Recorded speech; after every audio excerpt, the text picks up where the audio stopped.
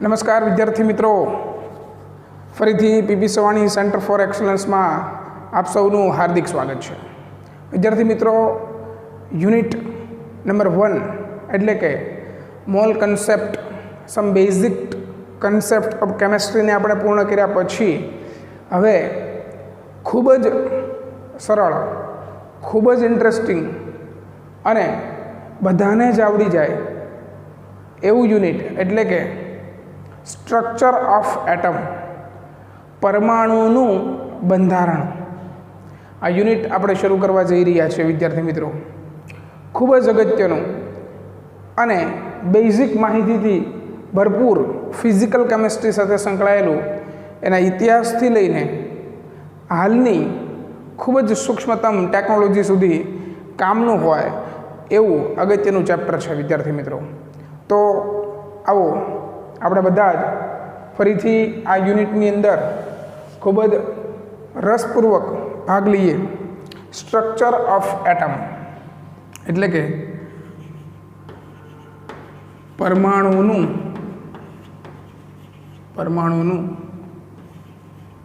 બંધારણ, પરમાણુનું બંધારણ, જેને આપણે સ્ટ્રક્ચર ઓફ એટમ, સ્ટ્રક્ચર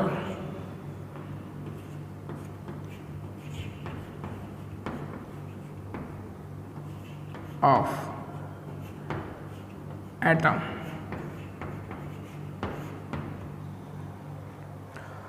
ખૂબ જ અગત્યનું યુનિટ છે. વિદ્યાર્થી મિત્રો, પરમાણુનું બંધારણ, પરમાણુનું બંધારણ.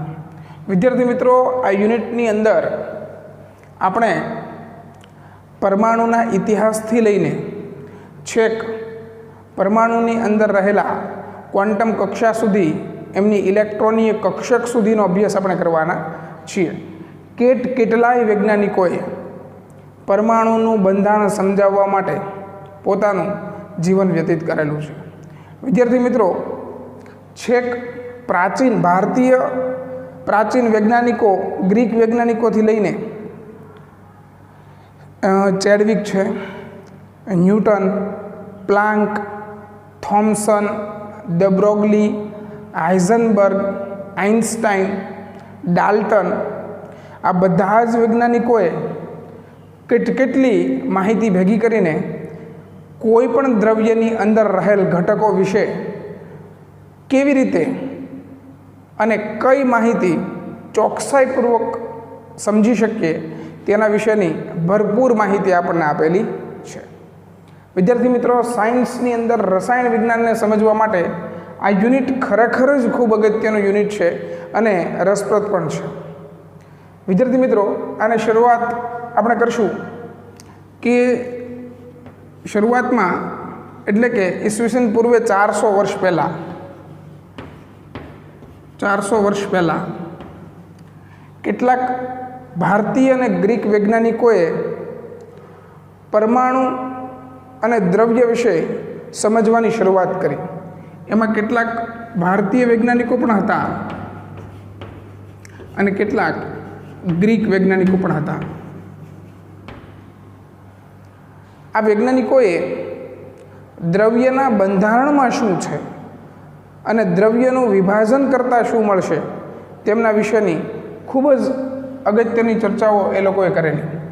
ત્યારે આ બધા વૈજ્ઞાનિકોએ એવું સમજાવ્યું હતું કે કોઈ પણ દ્રવ્ય છે તેનું આપણે વિભાજન કરતા જઈએ તો અંતે આપણને એક અવિભાજ્ય ઘટક એટલે કે પરમાણુ મળે છે. એટલે કે દ્રવ્યના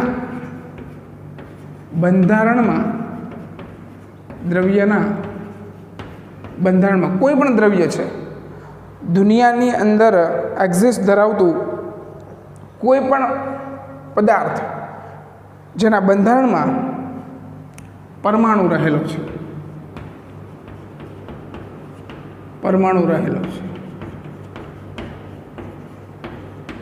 પરમાણુનો ઇંગ્લિશ વર્ડ્સ આપણે સામાન્ય રીતે એટમ કહીએ છીએ, પણ આ એટમ શબ્દ જે છે એ ગ્રીક શબ્દ એટોમિયો પરથી આવ્યો છે.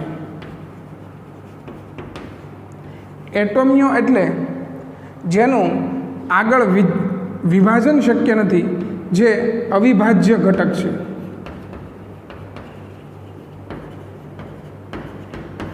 જે ખરેખર અનકટેબલ છે, જેના પાર્ટ્સ, જેના ટુકડા કરી શકાય નહીં એવો પદાર્થ એટલે કે પરમાણુ.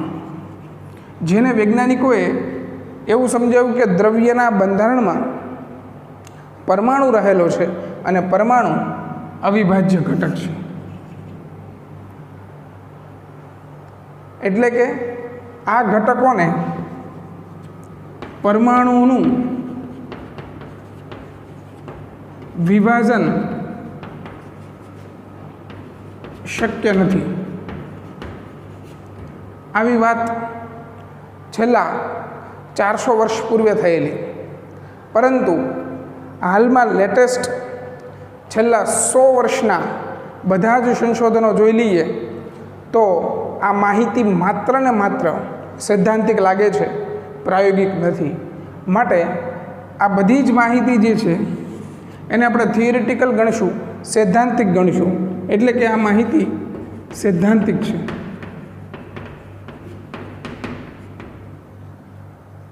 હાલમાં ડાલ્ટન અને તેના જેવા વૈજ્ઞાનિકોએ જ્યારે પરમાણુના બંધારણમાં અને પરમાણુનું વિભાજન શક્ય છે તેવી વાતને પ્રાયોગિક રીતે અનુમોદન આપીને, આ વાત માત્ર પ્રાયોગિક છે, સૈદ્ધાંતિક છે, અને કેટલાક પ્રાયોગિક અવલોકનો કર્યા પછી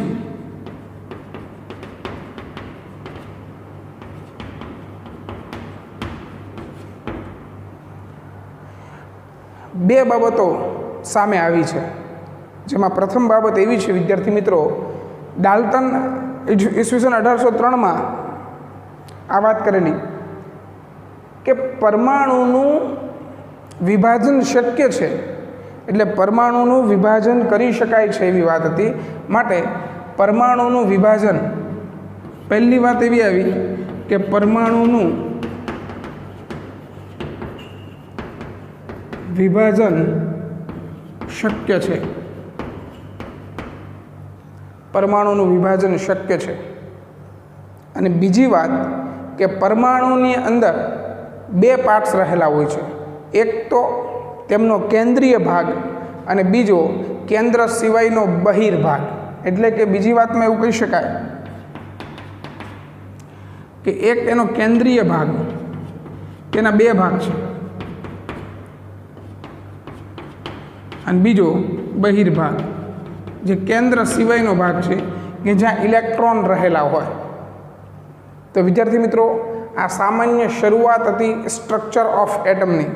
આ તો માત્ર એની પ્રાચીનતમ વાતોને સમજવા માટે આપણે આને જોયું. ખરેખર પરમાણુનું બંધારણ એ સમજ્યા પછી કોઈ પણ રસાયણ વિજ્ઞાનના ઘટકોની પરખ કરવી, તેને સમજવું એ ખૂબ સરળ બની જાય છે, એવું વૈજ્ઞાનિકો માને છે. તો વિદ્યાર્થી મિત્રો, આ પ્રાચીન વાત છે જે ઇન્ટ્રોડક્શનમાં આપેલી છે. ત્યારબાદ આપણે નવી શરૂઆત, એટલે કે જે હવે લેટેસ્ટ માહિતી છે તેના વિશે વાત કરવા જઈ રહ્યા છીએ. તો આ તો પ્રાચીન માહિતી થઈ. હવે આગળ વાત કરીએ.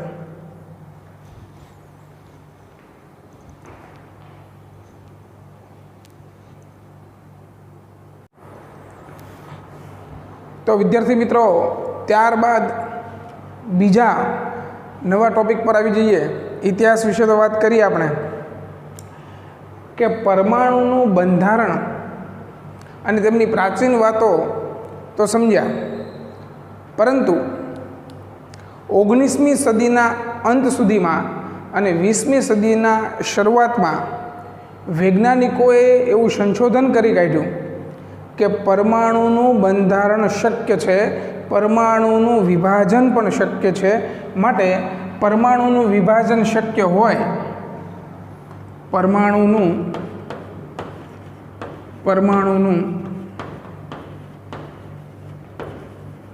વિભાજન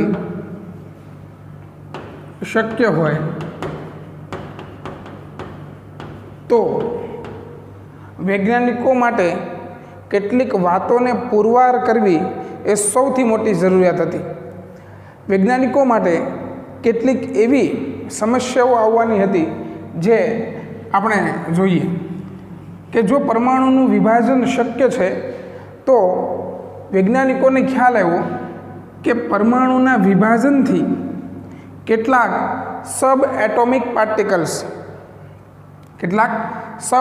પાર્ટિકલ્સ જેને આપણે વિભાજન બાદ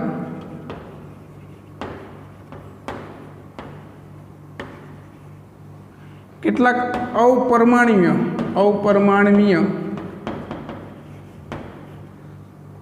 કણો કયા તો કે પ્રોટોન, ન્યુટ્રોન અને ઇલેક્ટ્રોન, આની જેવા કેટલાક અપરમાણુય કણો વિશે માહિતી મળી વૈજ્ઞાનિકોને. કેમ તો કે કોઈ પણ દ્રવ્યની અંદર જે પરમાણુ છે એ પરમાણુનું વિભાજન શક્ય બન્યું.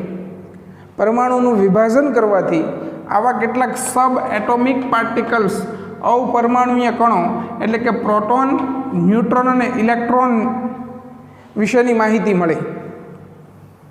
તો હવે એમની પાસે સમસ્યા એ હતી કે આ બધા જ ઘટક કણો એટલે કે આ અપરમાણુય કણો વિશેની ચોક્કસ સમજૂતી અને તેમના વિશેની માહિતી એટલે કે અપરમાણુય ઘટક કણોની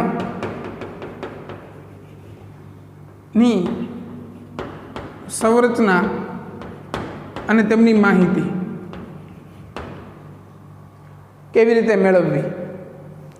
બીજી વાત જે વૈજ્ઞાનિકો માટે સૌથી મુશ્કેલ વાત હતી એટલે કે આ બધા જ ઘટક કણો જે મળ્યા છે એટલે કે આ બધા જ પરમાણુઓ દ્વારા બનતી સંરચનાથી જે અણુની રચના થઈ છે તો અણુ વિશેની માહિતી મેળવવી પડે. તો એ માહિતી કેવી રીતે આવશે? બીજી વાત અને સૌથી મહત્વની કે આ પરમાણુ અને જુદા જુદા પરમાણુઓથી બનતા અણુની સંરચનામાં તેમના રાસાયણિક અને ભૌતિક ગુણધર્મો કેવા હશે? તો તેમના રાસાયણિક અને ભૌતિક ગુણધર્મો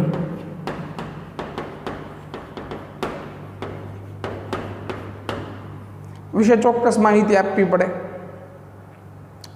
તેમજ આ કેટલાક સબ એટોમિક પાર્ટિકલ્સ દ્વારા બનતી સંરચનામાં તેમના દ્વારા શોષાતી ઉષ્મા અથવા તો ઉત્સર્જિત થતી ઉષ્મા ના વિદ્યુત ચુંબકીય વિકિરણો વિશે અને તેમના વર્ણપટ વિશે પણ કેટલીક માહિતી આપવી પડે.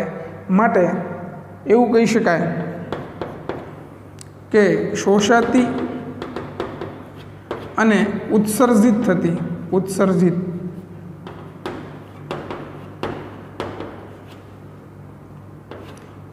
એનર્જી અને વિદ્યુત ચુંબકીય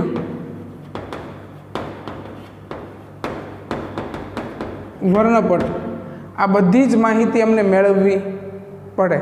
તો આ બધી જ માહિતી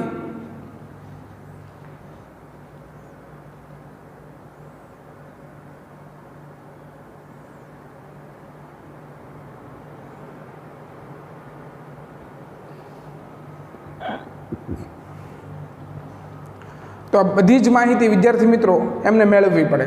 એટલે કે સબ એટોમિક પાર્ટિકલ્સની સ્થિરતા, આમની સ્થિરતા સમજાવવી પડે.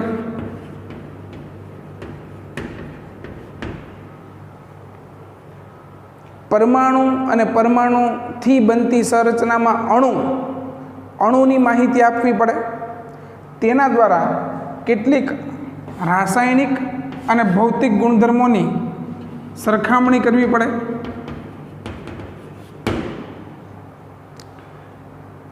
આ સબ એટોમિક પાર્ટિકલ્સ દ્વારા અપરમાણુય કણો દ્વારા ઉત્સર્જિત થતી કે શોષાતી ઉર્જાના વિદ્યુત ચુંબકીય વર્ણપથનો સ્ત્રોત શું છે, સોર્સ શું છે અને તે કેવી રીતે કામ કરશે એમના વિશેની પણ માહિતી માટે વૈજ્ઞાનિકોને ખૂબ મોટી સમસ્યા સર્જાવાની હતી। તો આ 4 મુખ્ય પાયાની વાત કેવી રીતે વૈજ્ઞાનિકોએ સમજી છે તેના પર આખું જ ચેપ્ટર રહેલું છે। તો વિદ્યાર્થી મિત્રો, ફરીથી 4 વાતોને સમજી લેજો તમે કે આ 4 બાબતો પર આખું ચેપ્ટર, આખું યુનિટ કામ કરશે। પહેલું, વૈજ્ઞાનિકોએ જ્યારે સમજાવ્યું કે પરમાણુઓનું બંધારણ અને એ બંધારણને વિભાજન કરીને એમાંથી કેટલાક ઘટકો મળે છે, આ ઘટકો મળ્યા પછી એમની પાસે કેટલાક ચેલેન્જીસ આવ્યા। 4 મુખ્ય ચેલેન્જ હતી એમની પાસે। પહેલી, પરમાણુનું વિભાજન કર્યા પછી મળતા અપરમાણુય કણો, પ્રોટોન, ન્યુટ્રોન, ઇલેક્ટ્રોન વગેરે ની સ્થિરતા કેવી રીતે સમજાવવી કે ખરેખર છે કે કેમ, કારણ કે સ્ટેબલ છે તો જ એનું એક્ઝિસ્ટન્સ છે, તો જ એનું અસ્તિત્વ છે, તો સમજવું તો પડે વૈજ્ઞાનિકોને, કારણ કે બહાર સમગ્ર વિશ્વને આ સમજાવવું પડશે। ખ્યાલ આવે છે? બીજી વાત કે જુદા જુદા પરમાણુઓના સંયોગીકરણથી બનતા અણુઓ, સંરચનાથી બનતા અણુઓની સંરચના કેવી છે તેમના વિશેની માહિતી મેળવવી પડશે। નંબર 2 થઈ ગયું। નંબર 3, તેમના દ્વારા શોષાતી ઉર્જા કે ઉત્સર્જિત થતી ઉર્જા માટે વિદ્યુત ચુંબકીય વિકિરણો કેવી રીતે કામ કરશે, તેમનો સ્ત્રોત શું છે આ પણ સમજવું પડશે। અને સાથે સાથે આ બધા જ ઘટકોના રાસાયણિક અને ભૌતિક ગુણધર્મો શું છે એને પણ સમજવા પડશે। આ 4 બાબતો પર આધારિત હવે પછીના સૌથી મહત્વપૂર્ણ ટોપિક પર આપણે જવાના છીએ। એટલે ધીમે ધીમે આપણે જોવાના છીએ ઇલેક્ટ્રોન, ન્યુટ્રોન વિશે, પ્રોટોન વિશે, આ બધા વિશે। બરાબર છે? તો વિદ્યાર્થી મિત્રો, આ શરૂઆતની વાત છે, આ 4 મુખ્ય પાયાની વાત છે। હવે પછી યુનિટની મુખ્ય શરૂઆત કરવા જઈ રહ્યા છીએ કે ખરેખર આ પરમાણુના બંધારણને કેવી રીતે સમજવું એને આપણે આગળ ઉપર જોઈએ। તો સાથે સાથે તમે વાંચતા જજો, હાલમાં લખવાની જરૂર નથી, પણ એને બરાબર એક એક લીટી રસપૂર્વક આપણે સમજવાની છે અને જાણવાની છે। ચાલો ત્યાર પછી આગળ વધીએ।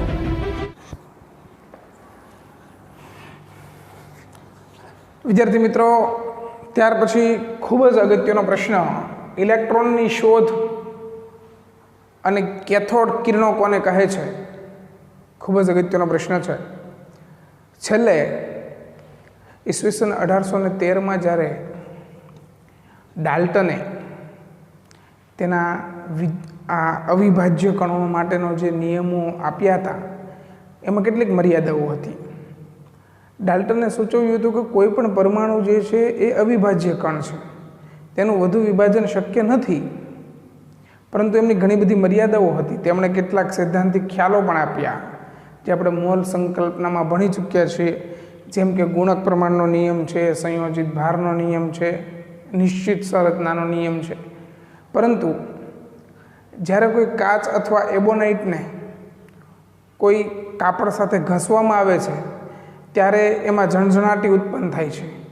તો આવા કેટલાક સૈદ્ધાંતિક નિયમોને પ્રાયોગિક ખ્યાલમાં બદલવા માટે એવું કયું દ્રવ્ય છે જેને અસર કરે છે, તેના માટે માઇકલ ફેરાડેએ ઈસવીસન 1830ની અંદર એક વાત સમજાવી, એક પ્રયોગ કર્યો એણે, જે હવે આપણને આ ઇલેક્ટ્રોનની શોધ સુધી અને કેથોડ કિરણો સુધી લઈ જશે। માઇકલ ફેરાડે જે વૈજ્ઞાનિક હતો ઈસવીસન 1830માં, માઇકલ ફેરાડે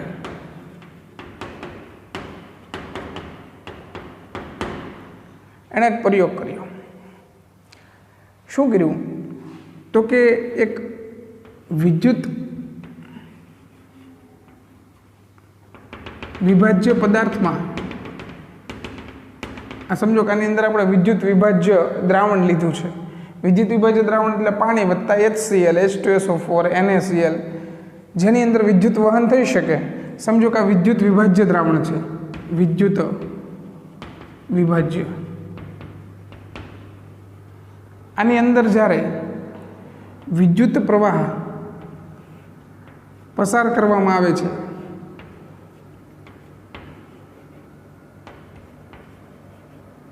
આ બંને જોડીને,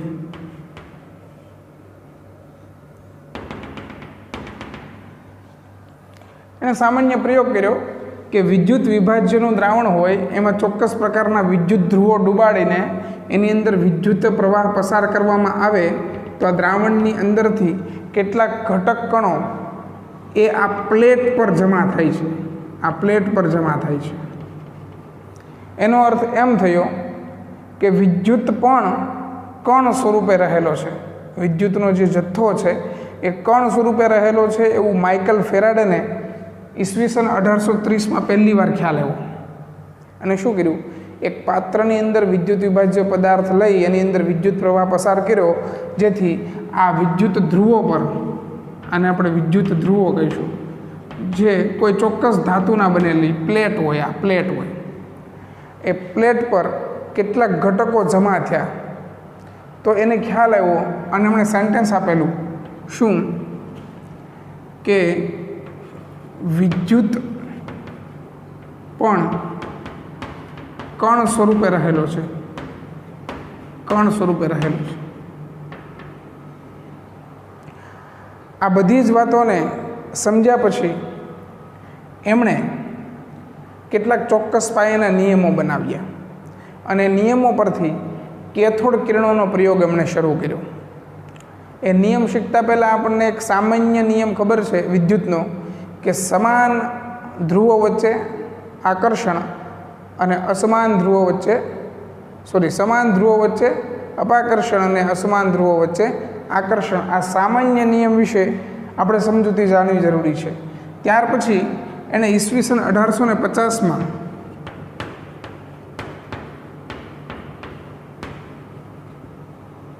આ પ્રાયોગિક માહિતી આપી. પ્રાયોગિક માહિતી જેમાંથી ઇલેક્ટ્રોનની શોધ વિશે અને કેથોડ કિરણોની શોધ વિશે આપણને ખ્યાલ આવે. એમણે શું કર્યું, એક ખૂબ જ વ્યવસ્થિત પ્રયોગ કર્યો. એમણે કર્યું શું, એક કાચની આ ટ્યુબ લઈ લીધી, કાચની નળી લઈ લીધી. આ છે કાચની નળી, કાચની નળી, જેને આપણે કેથોડ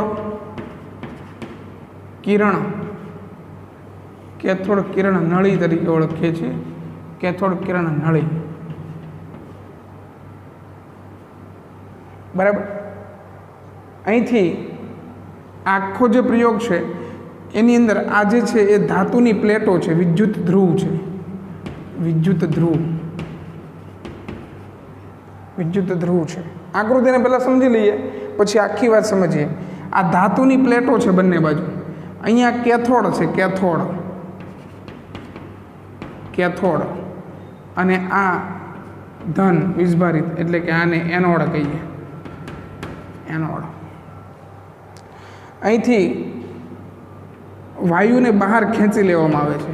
અહીંયા જે કાંઈ વાયુ હોય એ બધા જ વાયુને ઉપરની તરફ ખેંચવા માટે આપણે ત્યાં શૂન્ય અવકાશ પંપ લગાવીએ છીએ. શૂન્ય અવકાશ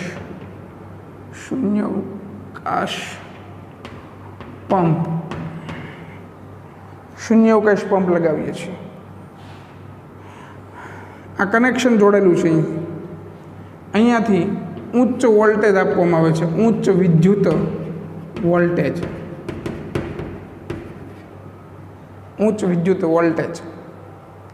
જુઓ એમણે શું કર્યું, ઈસવીસન 1850ની અંદર માઇકલ ફેરાડે એક પ્રયોગ કર્યો.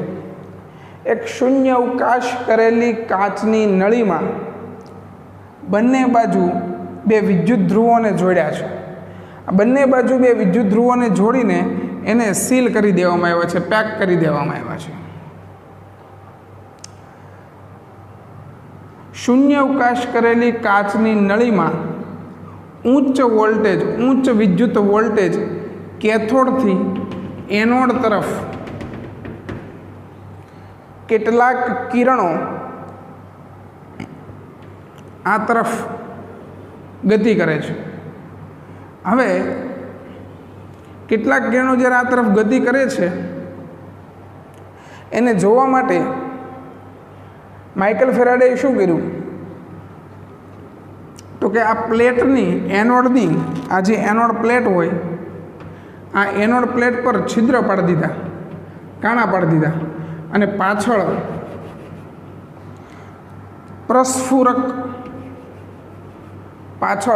પ્રસ્ફુરક પડદો મૂકી દીધો ઝિંક સલ્ફાઇડનો. ઝિંક સલ્ફાઇડ ZNS, આપણી ટેલિવિઝન હોય ને એમાં પાછળ એક પટ્ટો હોય ZNSનો, ઝિંક સલ્ફાઇડ, એનો પટ્ટો મૂકી દીધો. એટલે શું થયું કે જ્યારે ઉચ્ચ વોલ્ટેજ હોય અને જ્યારે કેથોડથી એનોડ તરફ જ્યારે કેથોડ કિરણો ગતિ કરે એ એનોડના છિદ્રમાંથી સીધા જ અહીંયા ભટકાય, અહીંયા અથડાય.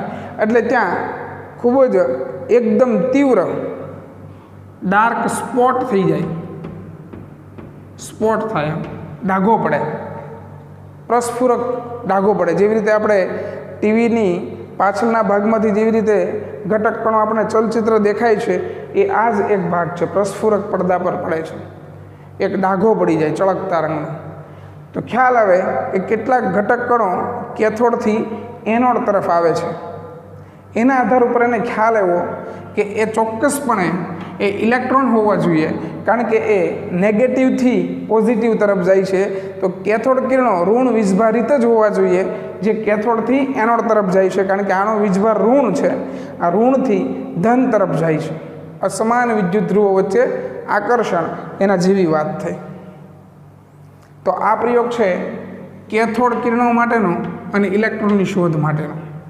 ઈસવીસન 1850માં માઇકલ ફેરાડે નામના વૈજ્ઞાનિકે એક શૂન્યાવકાશ કરેલી કાચની ટ્યુબમાં બંને છેડે ખાસ પ્રકારના ધાતુના વિદ્યુત ધ્રુવોને બંધ કરી, સીલ કરી તેને ઉચ્ચ વિદ્યુત વોલ્ટેજ વડે જોડવામાં આવે છે. ત્યારબાદ ઉચ્ચ વિદ્યુત વોલ્ટેજ શરૂ કરતા આ પ્રયોગ ખૂબ જ નીચા દબાણે અને ઉચ્ચ વિદ્યુત દબાણે જ કરવામાં આવે છે. નીચા દબાણે શા માટે? આમાં એક પણ વાયુ હોવો જોઈએ નહીં, માટે અહીંથી સતત કોઈ પણ પ્રકારના વાયુઓને ખેંચી લેવામાં આવે છે. કારણ કે કેટલાક પાર્ટિકલ્સ એની અંદર રહેલી હવા આ કેથોડ કિરણો સાથે પ્રક્રિયા કરી શકે છે, જેના કારણે આપણને એનોડ તરફની ચોક્કસ ગતિનો ખ્યાલ આવશે નહીં. ખ્યાલ આવે છે? તો ઉચ્ચ વિદ્યુત દબાણે અને નીચા શૂન્ય અવકાશ દબાણે અને ઉચ્ચ વિદ્યુત વોલ્ટેજે માઇકલ ફેરાડેના પ્રયોગમાં કેથોડથી એનોડ તરફ કેટલાક કિરણો ગતિમાન થાય છે. આ વિદ્યુત ધ્રુવો તરફની ગતિમાં એનોડની પ્લેટો પર છિદ્ર પાડી તેની પાછળના ભાગમાં ઝિંક સલ્ફાઇડ મૂકતા, જેને પ્રસ્ફુરક કહીએ છીએ.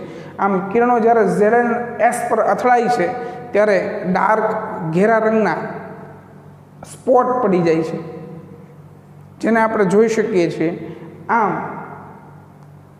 કેથોડથી એનોડ તરફ ઋણ વિદ્યુત ભારથી ધન વિદ્યુત ભાર તરફ કેટલાક પ્રકારના ઘટક કણોનું ગતિમાન થવું, એને વૈજ્ઞાનિકોએ કેથોડ કિરણો નામ આપ્યું, જેને ઇલેક્ટ્રોનની શોધ માટે ખૂબ પાયાની અને મહત્ત્વની વાત માનવામાં આવે છે. તો વિદ્યાર્થી મિત્રો, આ એક સિમ્પલ પ્રયોગ છે. આ પ્રયોગની જે મુખ્ય માહિતી છે એ કેથોડથી એનોડ તરફ કેથોડ કિરણોની ગતિ અને કેથોડ કિરણો કેવી રીતે મળે છે એ આ પ્રયોગ દ્વારા સમજાવે છે, એ માઇકલ ફેરાડે દ્વારા સમજાવવામાં આવે છે. તો એક સામાન્ય પ્રયોગ છે જેની અંદર આપણે સૌથી પાયાની મહત્ત્વની વાત કે નીચું દબાણ અને ઉચ્ચ વિદ્યુત વોલ્ટેજ અને કિરણોની ગતિ કેથોડથી નીકળીને એનોડ તરફ જાય છે. એને સમજવા માટે આપણે એનોડની પ્લેટમાં છિદ્ર પાડી પાછળના ભાગે ઝીંક સલ્ફાઇડ મૂકતા આપણને ડાર્ક ઘેરા રંગના સ્પોટ ચાંદા દેખાય છે, જેના કારણે આપણને ખ્યાલ આવે છે કે કેટલાક ચોક્કસ પ્રકારના કિરણો ધન વીજભાર તરફ સતત ગતિ કરી રહ્યા છે. તો વિદ્યાર્થી મિત્રો, આ છે પ્રયોગ, અને બરાબર સમજી લો, જાણી લો અને એકવાર લખીને તૈયાર કરી રાખો.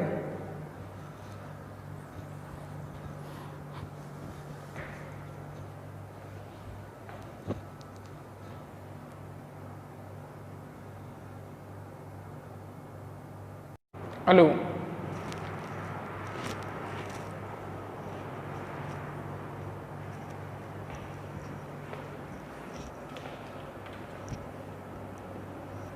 ત્યારબાદ વિદ્યાર્થી મિત્રો, એને સમજ્યા પછી આપણે તેની કેટલીક લાક્ષણિકતાઓ વિશે સમજવાની શરૂઆત કરવાના છીએ.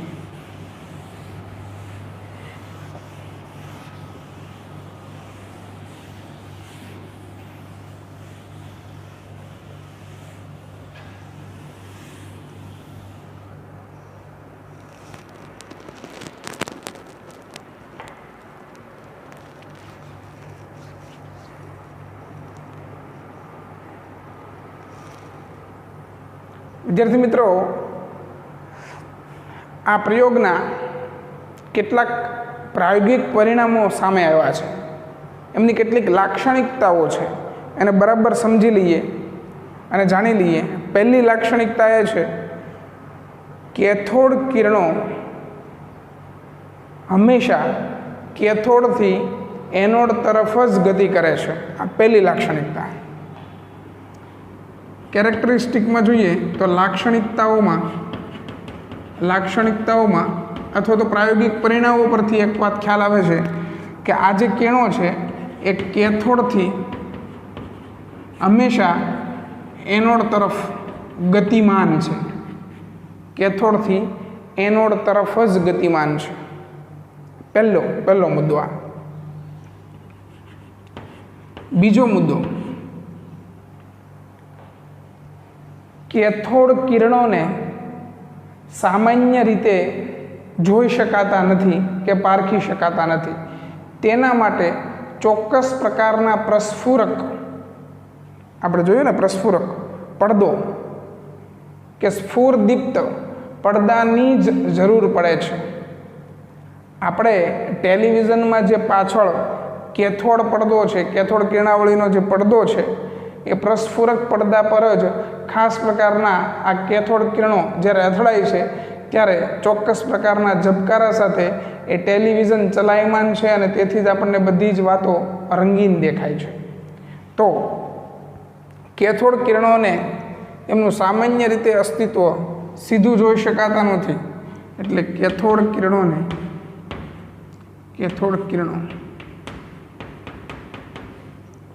દ્રશ્યમાન નથી, ટૂંકમાં દ્રશ્યમાન નથી. તેના માટે પ્રસ્ફુરક અથવા તો સ્ફુરદીપ્ત,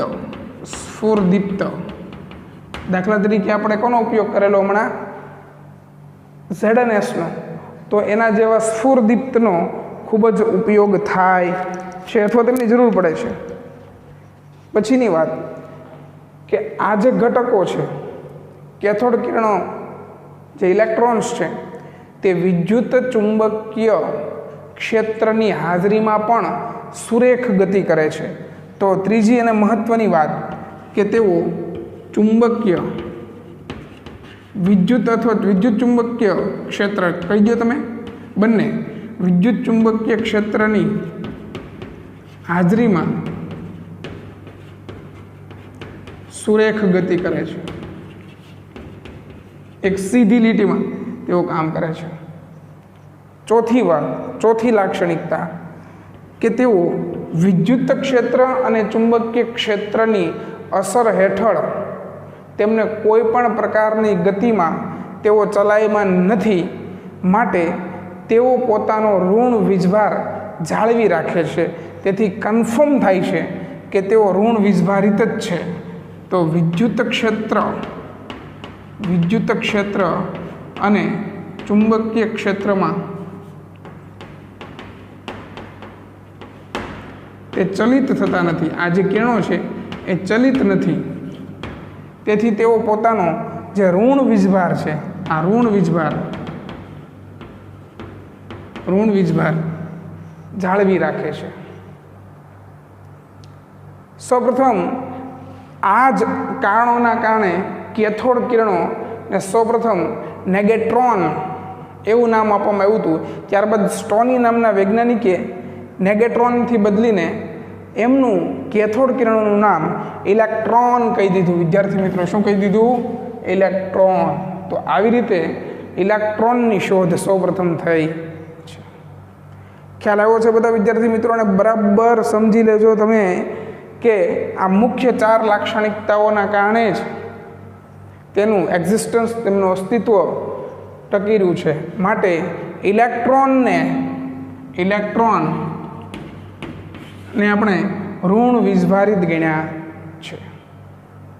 સૌથી પાયાની વાત અને મહત્વપૂર્ણ વાત, કેથોડ કિરણો ઉપયોગમાં લીધેલા ધાતુના વિદ્યુત ધ્રુવો અને તેમની અંદર રહેલા વાયુ પર આધાર રાખતો નથી।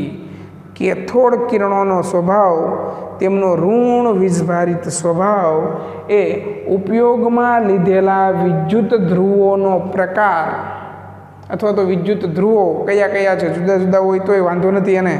અને બીજી વાત કે તેની અંદર ભરેલા વાયુઓ કે વાયુ પર, એમાં વાયુ ન હોય તો પણ ચાલે, કારણ કે શૂન્ય અવકાશ જ છે, ખ્યાલ આવે છે? તો શૂન્ય અવકાશ કરેલ વાયુ। તો કેથોડ કિરણો સૌથી પાયાની વાત છે, અગત્યની વાત છે કે કેથોડ કિરણો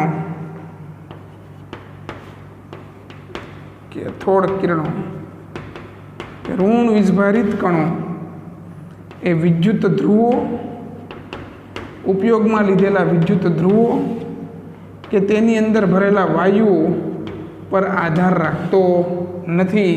આમ તે પોતાનું સ્વતંત્ર અસ્તિત્વ ધરાવે છે અને તેથી તે ઋણ વીજભારિત છે અને તે ઇલેક્ટ્રોન્સ છે, બીજું કશું જ નથી। તો વિદ્યાર્થી મિત્રો, આ હતી ઇલેક્ટ્રોનની શોધ, કેથોડ કિરણો અને તેમની લાક્ષણિકતાઓ।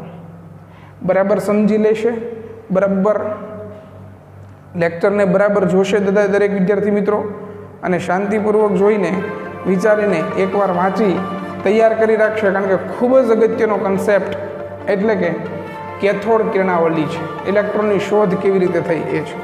ખ્યાલ આવ્યો છે? ત્યાં સુધી ઘરે રહો, સુરક્ષિત રહો। Thank you.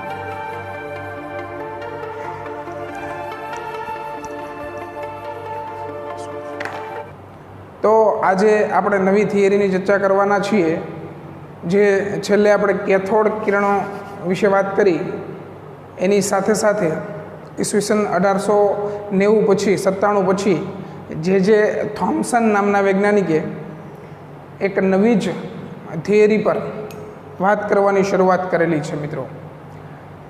ઇલેક્ટ્રોન પરનો વીજભાર એટલે કે ઇલેક્ટ્રોન પરનો વીજભાર એટલે કે અને દળનો ગુણોત્તર એટલે દળનો વીજભાર, આમ તો દળ સાથેનો શું સંબંધ છે એટલે કે સ્મોલ m, આ બંને વચ્ચેનો સંબંધ શું દર્શાવે છે એના વિશે આજે આપણે જોવાના છીએ વિદ્યાર્થી મિત્રો। તો સૌથી મહત્ત્વની વાત કે ઈસવીસન 1897માં જે થોમ્સને ઇલેક્ટ્રોનનો વીજભાર અને દળના ગુણોત્તર વિશેની પ્રથમ માહિતી તેમણે આપવાની શરૂઆત કરેલી। તો શરૂ કરીએ કે કેવી રીતે એમણે આ શરૂઆત કરેલી। તો વિદ્યાર્થી મિત્રો, આ ગુણોત્તર વિશેની વાત જે છે, જેને આપણે E/me તરીકે પણ ઓળખીએ છીએ, ઈસવીસન 1897માં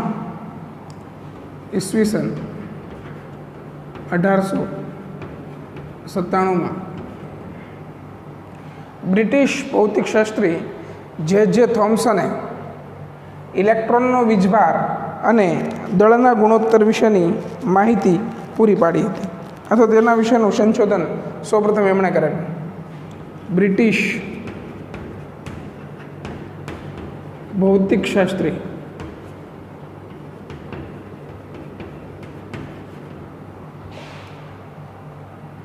આ એમના વીજભાર, ઇલેક્ટ્રોનના વીજભાર અને દળના ગુણોત્તર વિશેની સૌપ્રથમ માહિતી એમણે પૂરી પાડેલી.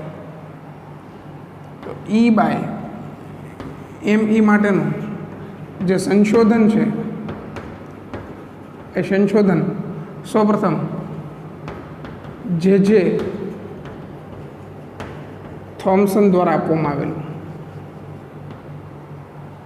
જે થોમ્સન દ્વારા આપવામાં. ઇલેક્ટ્રોનના વીજભાર અને દળ વિશેની વાતમાં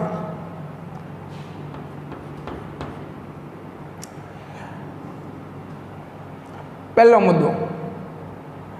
મુદ્દો વિદ્યાર્થી મિત્રો, જે થોમ્સન દ્વારા ઇલેક્ટ્રોનના વીજભાર અને એમના દળ વચ્ચે શું સંબંધ છે એનો ઉપયોગ કરવા માટે એણે કેથોડ કિરણ નળીનો ઉપયોગ કરેલો. કેથોડ કિરણ નળીનો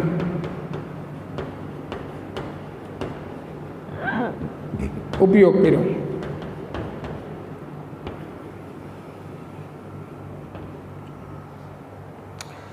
થોમ્સને વિચાર્યું કે કેથોડ કિરણ નળીનો ઉપયોગ કેવી રીતે કરી શકાય. તો કે કેથોડ કિરણ નળી માટે એણે શું કર્યું, તો કે વિદ્યુત ક્ષેત્ર અને ચુંબકીય ક્ષેત્રને કેથોડ કિરણ નળીના ઇલેક્ટ્રોનના માર્ગ ઉપર લંબ રૂપે ગોઠવીને, એટલે કે વિદ્યુત ક્ષેત્ર અને ચુંબકીય ક્ષેત્રને લંબ રૂપે ગોઠવું છે. કયા માર્ગમાં? તો કે કેથોડ કિરણ નળીના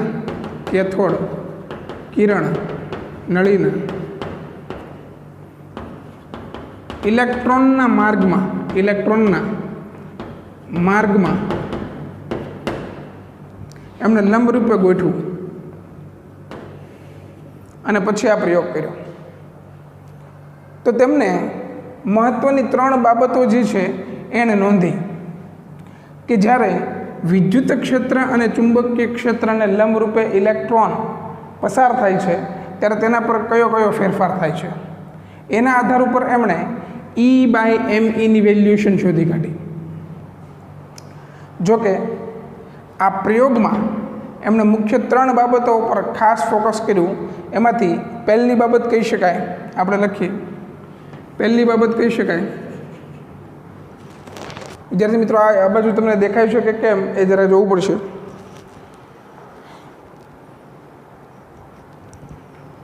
ઓકે, તો વિદ્યાર્થી મિત્રો,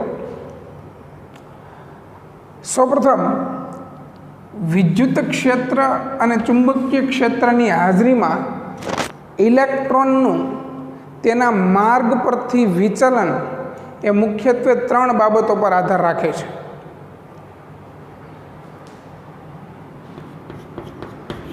એણે દલીલ એવી કરી હતી કે વિદ્યુત ક્ષેત્ર અને ચુંબકીય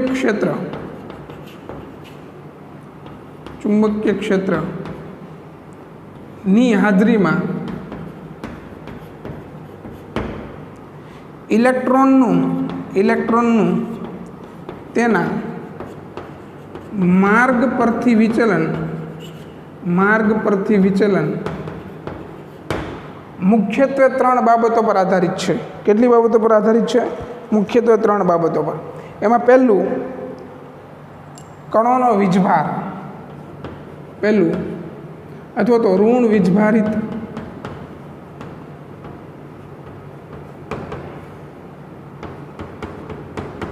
કણોની માત્રા, ઋણ વીજભારિત કણોની માત્રા. બીજું તેમનું દળ, કણોનું દળ અથવા તો કણોનું દળ. અને ત્રીજું વિદ્યુત ક્ષેત્ર અને ચુંબકીય ક્ષેત્રની માત્રા. વિદ્યુત ક્ષેત્ર અને ચુંબકીય ક્ષેત્રની ક્ષેત્રની માત્રા. આ 3 બાબતો પર આધારિત કામ થવાનું છે. વિદ્યાર્થી મિત્રો, ફરીથી જોઈએ. ઇલેક્ટ્રોનનો વીજભાર અને દળના ગુણોત્તર વિશેની સૌપ્રથમ માહિતી ઈસવીસન 1897માં બ્રિટિશ ભૌતિકશાસ્ત્રી જે થોમ્સન દ્વારા આપવામાં આવી. જે થોમ્સનના પ્રયોગમાં એમણે જે ઉપયોગ કરેલો એ કેથોડ કિરણ નળીનો ઉપયોગ કર્યો. એણે શું કર્યું તો કે કેથોડ કિરણ નળીમાંથી નીકળતો ઇલેક્ટ્રોન અને તેનો માર્ગ વિદ્યુત ક્ષેત્ર અને ચુંબકીય ક્ષેત્રને લંબ રૂપે રાખીને તેમની વચ્ચેથી ઇલેક્ટ્રોનને પસાર કર્યા તો ઇલેક્ટ્રોનના ઘટક કણોનું કિરણોનું વિચલન થાય છે કે કેમ તેના આધારે તેના આખો પ્રયોગ બનાવ્યો. વિદ્યુત ક્ષેત્ર અને ચુંબકીય ક્ષેત્રની હાજરીમાં ઇલેક્ટ્રોનનું તેના માર્ગ પરથી વિચલન 3 બાબતો પર આધારિત છે. કેટલી બાબતો પર આધારિત છે?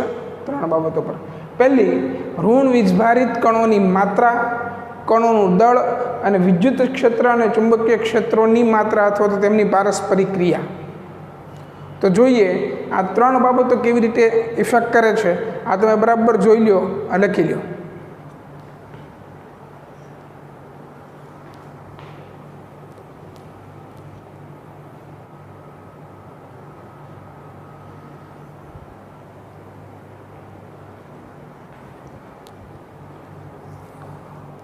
ઓકે વિદ્યાર્થી મિત્રો, તો આગળના લેક્ચર વિશે ફરીથી એકવાર રિવિઝન કરી જઈએ કે ઇલેક્ટ્રોનનો વીજભાર અને દળનો ગુણોત્તર જે છે એ E/mની વેલ્યુએશન પર આધારિત છે.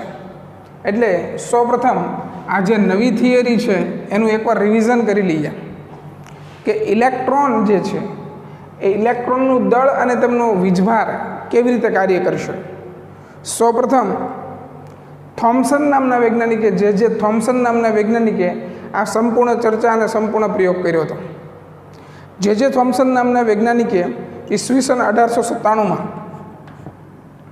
કેથોડ કિરણોનો ઉપયોગ કરીને આ પ્રયોગ વિકસિત કર્યો અને E/meની ચોક્કસ વેલ્યુએશન મેળવી.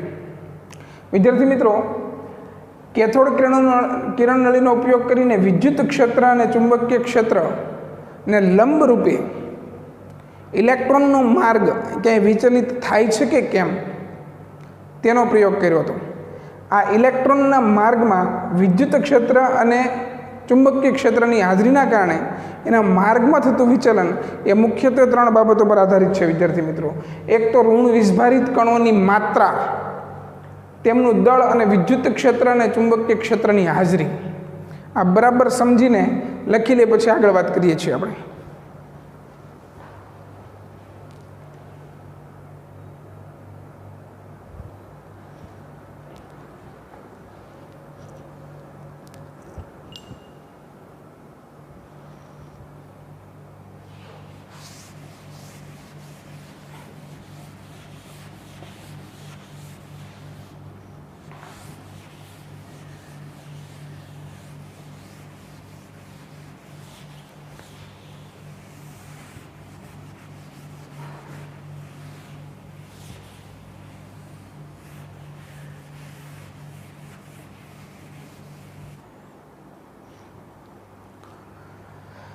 ઓકે, તો વિદ્યાર્થી મિત્રો, મુખ્ય 3 બાબતો પર નોંધ લઈએ આજે.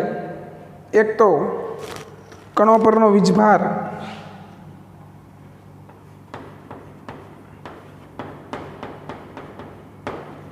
કણો પરનો વીજભાર,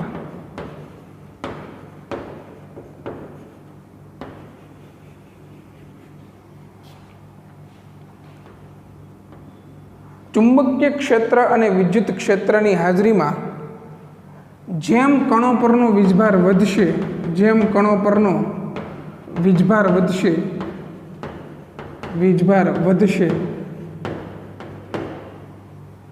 તેમ વિચલનની માત્રા વધશે.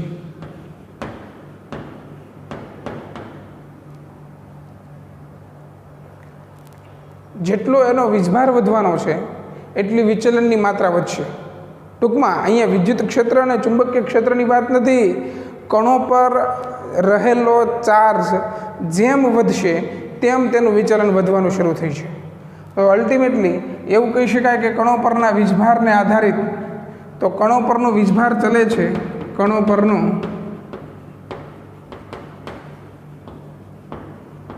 વીજભાર જે છે જેમ વધશે તેમ તેમનું વિચલન વધશે. વિચલન વધશે. ઇલેક્ટ્રોનનો માર્ગ છે એ તેના માર્ગથી વિચલિત થશે. એ આપણે હમણાં આગળના પ્રયોગમાં બધું જોવાના છીએ. ત્યાર પછીની બીજી વાત, આ પહેલી વાત કરી આપણે, ત્યાર પછી બીજી વાત,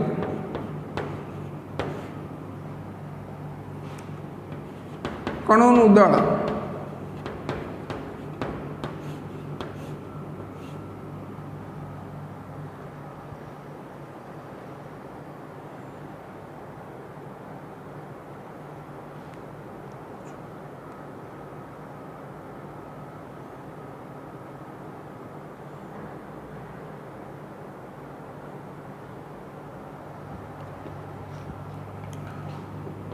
કણોનું દળ જેમ કણોનું દળ ઓછું છે તેમ ચુંબકીય ક્ષેત્ર અને વિદ્યુત ક્ષેત્રની હાજરીમાં તેના માર્ગ પરથી વિચલન વધારે છે, તેમ વિચલનની માત્રા વધશે. તેમ વિચલનની માત્રા વધશે. વિદ્યાર્થી મિત્રો, અહીંયા આપણે જોયું કણો પરનો, જેમ આપણે એમ કહી શકાય કે ઋણ વીજભાર. ઋણ વીજભાર આપણે કેમ જોયું હતું કે જેમ જેમ ઋણ વીજભાર વધશે તેમ તેમ માત્રા વધશે. એવી રીતે કણોનું દળ, જેમ કણ વધુ સૂક્ષ્મ હશે, જેમ એનું દળ નાનું હશે, તેમ એના માર્ગ પરથી વધુ વિચલિત થશે. અને ત્રીજી અને સૌથી મહત્વની વાત કે વિદ્યુત ક્ષેત્ર અને ચુંબકીય ક્ષેત્ર. વિદ્યાર્થી મિત્રો, જેમ વિદ્યુત ક્ષેત્ર અને ચુંબકીય ક્ષેત્રની પ્રબળતા વધશે, પ્રબળતા કહી શકાય, જેમ વિદ્યુત ક્ષેત્ર અને ચુંબકીય ક્ષેત્રની પ્રબળતા વધશે, વિદ્યુત ક્ષેત્ર અને ચુંબકીય ક્ષેત્રની પ્રબળતા વધશે, તેમ કણોના માર્ગનું વિચલન, માર્ગ પરથી વિચલન વધશે. તેમ એના માર્ગ પરથી વિચલન વધશે. તો ટૂંકમાં કેવું હોય તો શું કહી શકાય? આખી થિયરીને ટૂંકમાં લખવી હોય તો શું લખી શકાય? તો કણો પરનો વીજભાર ચલે છે વિચલનની માત્રા બરાબર ચલે છે વિદ્યુત ક્ષેત્ર અને ચુંબકીય ક્ષેત્રની પ્રબળતા ચલે છે 1/, કણોનું દળ. ખ્યાલ આવે છે વિદ્યાર્થી મિત્રો? તો આખી થિયરીનો સાર જે છે એ આ કહી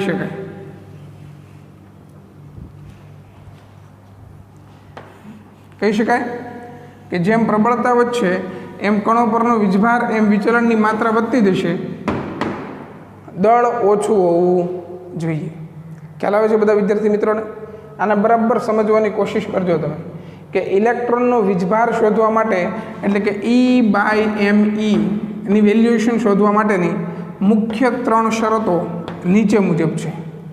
આ 3 શરતોને આધીન જ આપણે હવે પછીનો જે પ્રયોગ છે એ પ્રયોગ પર આપણે કામ કરવાના છીએ. તો આ 3 બાબતો પહેલાં તમે યાદ રાખી લેજો કે કણો પર જેમ ઋણ વીજભાર વધશે તેમ વિચલન વધશે. દળ વધારે, વિચલન ઓછું. દળ ઓછું, વિચલન વધારે. ચુંબકીય ક્ષેત્ર અને વિદ્યુત ક્ષેત્રની પ્રબળતા જેમ વધારે એમ વિચલન વધારે. તો આટલી મહત્વપૂર્ણ વાતને બરાબર નોંધી લ્યો, તમે યાદ કરી લ્યો અને આને બરાબર સમજી લ્યો. હવે પછીના લેક્ચરમાં આપણે પ્રબળતા વિશે જોવાના છીએ અને તેમનો પ્રયોગ વિશે જોવાના છીએ કે એનોડ અને કેથોડ પરથી જ્યારે ઇલેક્ટ્રોનનો માર્ગ પસાર થાય છે ત્યારે વિદ્યુત ક્ષેત્ર લાગુ પાડતા શું થાય છે, ચુંબકીય ક્ષેત્ર લાગુ પાડતા શું થાય છે, અને માત્ર વિદ્યુત ક્ષેત્ર અને ચુંબકીય ક્ષેત્ર પારસ્પરિક રીતે સમાન હોય ત્યારે એ માર્ગનું વિચલન કેવી રીતે થાય છે. તો આ બધી જ વાતોને ફરીથી આપણે નોંધશું. એના માટે આ જે થોમ્સનનો પ્રયોગ ખૂબ જ અગત્યનો છે, જાણકારી માટે પણ અને સમજણ માટે પણ એટલો જ અગત્યનો છે. બરાબર. તો એકવાર વ્યવસ્થિત વાંચી લો, લખી લો